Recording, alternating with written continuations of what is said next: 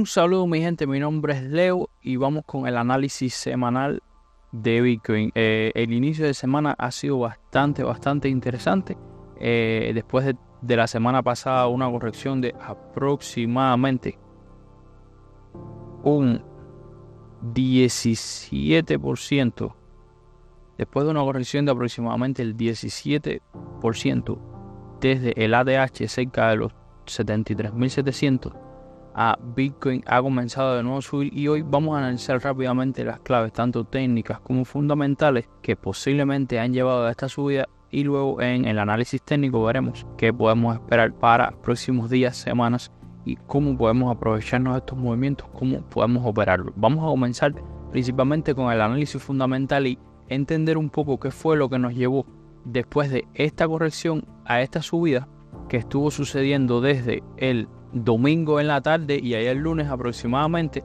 Después de una corrección, pues un aumento también desde el 14.7% que nos llevó desde los 62.000 hasta los 71.500 aproximadamente. Bueno, comenzando con el análisis fundamental, vamos a tener en cuenta, por supuesto, los balances, el flujo de dinero de los ETFs dentro y fuera, que es lo que ha estado impulsando principalmente el precio de Bitcoin en estos últimos meses. En esta gráfica de la página web bitcoinycryptos.com, aquí abajo les voy a dejar el enlace, podemos ver desde que comenzaron los ETFs, las entradas y salidas, y en esta gráfica podemos ver los precios y las cantidades compradas por los 9 ETFs. La semana pasada les comentaba que tuvimos una corrección importante de casi un 18%, y podemos ver como en esta zona de aquí los precios, o sea, tuvimos 5 días donde la suma de las compras y ventas de los ETF, de los movimientos de dinero, fueron negativos. O sea, se vendió más Bitcoin del que se compró. Pero esta semana ha habido un cambio y ayer lunes cerramos con un balance ligeramente positivo.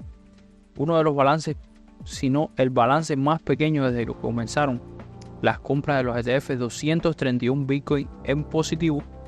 Y esto, unido a otras noticias que vamos a ver ahora, son posiblemente los impulsores del precio de Bitcoin desde los 62.000, como les comentaba, hasta los 71.000.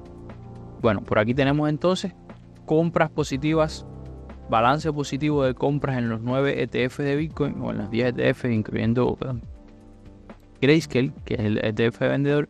Pues tenemos un balance ligeramente positivo de 231 Bitcoins. Y ahora la otra parte importante, como les comentaba, la otra parte importante que fue la que impulsó, la principal impulsora el día de ayer de la subida de Bitcoin, fue esta noticia donde se nos comenta que Londres, la bolsa de Londres, lanzará un ETN de criptomonedas el 28 de mayo.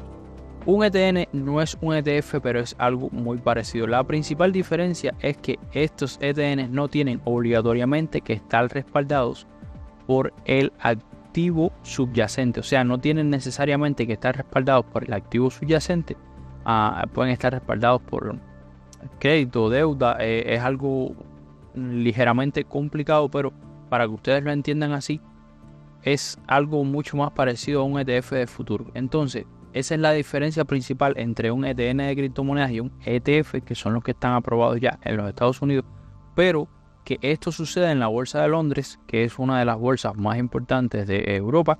Pues fue una noticia que impulsó el precio prácticamente un 15% arriba, y que a partir del 28 de mayo, como podemos ver aquí en la página de Cointelegraph, comenzarán a estar vigentes. Cosas importantes que van a tener estos ETFs. Hay cosas buenas y hay cosas malas. Primero, no estarán disponibles de momento para inversores minoristas, solo para inversores profesionales, dígase empresas, fondos de inversión, ese tipo de cosas. Y entre la mayoría de reglas que se comentaron es que estos ETFs sí tendrán que estar respaldados.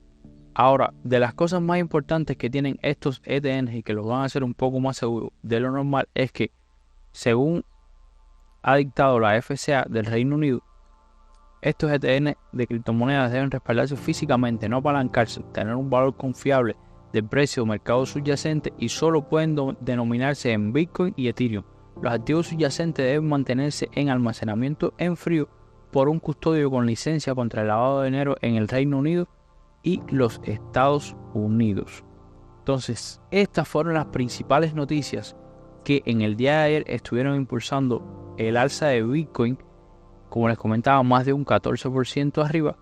Y también, por supuesto, después de la reunión de la FOMC la semana pasada, donde el tono de Powell fue mucho más suave de lo esperado y donde se esperan hasta 3 recortes de tipos de interés este año, lo que supone una excelente noticia para la economía, pues los inversores están de nuevo interesados en Bitcoin. Por eso fue que habíamos visto que ya comenzamos de nuevo con un balance positivo en el flujo de dinero hacia los ETFs en los Estados Unidos. Y bueno, esta noticia que en conjunción pues nos dio ese movimiento positivo en la tarde del día domingo y el día de lunes. Ahora, si nos vamos al gráfico, viendo el gráfico de Bitcoin, y si nos vamos directamente al análisis técnico, les voy a comentar un poco cuáles son mis ideas de lo que podría pasar, teniendo siempre una perspectiva alcista, que es lo que estoy viendo yo en los gráficos. ¿Por qué perspectiva alcista? Pues ya se los comentaba, los fundamentales todos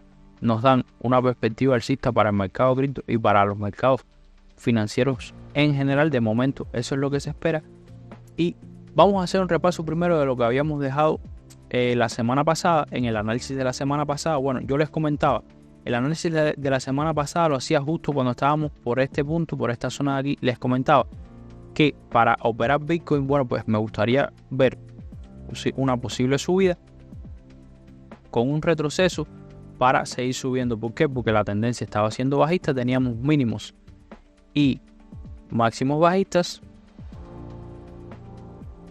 y lo que cabría esperar en este punto era llegar aquí y continuar cayendo. Eso no se dio al dedillo, pero si ustedes estuvieron viendo los análisis, seguramente pudieron sacar alguna operación interesante, porque las dos zonas que les comentaba donde podría esperar reacción se dieron bastante bien. La primera zona, bueno, era la zona donde estábamos. ¿Por qué? Porque ya habíamos superado el mínimo débil y el mínimo a romper, y parecía que íbamos a comenzar un rango para comenzar un nuevo retroceso de esa tendencia bajista y posteriormente una expansión.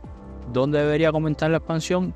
Aproximadamente sobre la zona OT de Fibonacci, que por eso les había dejado este dibujo aquí. ¿Tuvimos reacción en la zona? Sí. ¿Rompimos el máximo menor y continuamos con la tendencia bajista? No. Ese fue el principal cambio que tuvimos. Entonces, a partir de este momento, independientemente de que pudimos haber obtenido alguna operación aquí a la baja,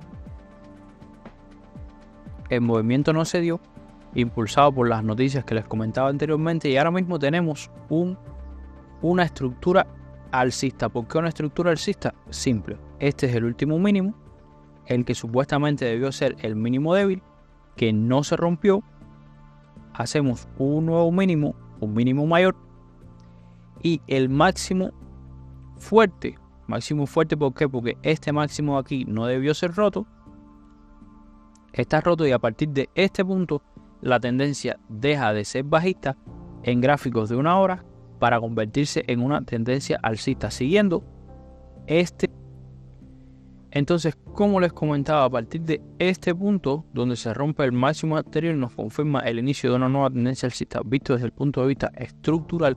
¿Qué es lo que cabría esperar? Bueno, pues cabría esperar un retroceso hasta aproximadamente la zona del OT de Fibonacci, el retroceso de Fibonacci, que es el que yo suelo utilizar para medir estos retrocesos. Entonces, vamos a utilizar la herramienta de Fibonacci desde el mínimo válido anterior hasta el máximo, y llegados a este punto tenemos nuevamente dos opciones.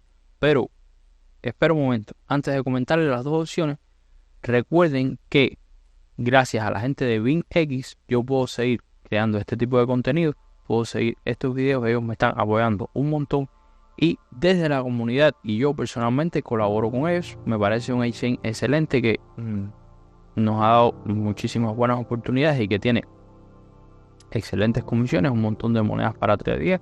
Y no solo tenemos que tradear futuros de criptomonedas, también tenemos Forex, tenemos índices, tenemos acciones americanas. Así que si te gusta mi trabajo y quieres apoyarme, considera registrarte y comenzar a operar desde BingX. Además, hace aproximadamente una semana comenzamos a hacer sorteos todas las semanas, sorteos de bonos o de dinero real. Así que si quieres participar, regístrate, comienza a tradear activamente y serás elegible para ganar alguno de estos premios. Después del momentico de spam, continuamos. Les estaba comentando que llegado a la zona de retroceso de Fibonacci tenemos dos opciones.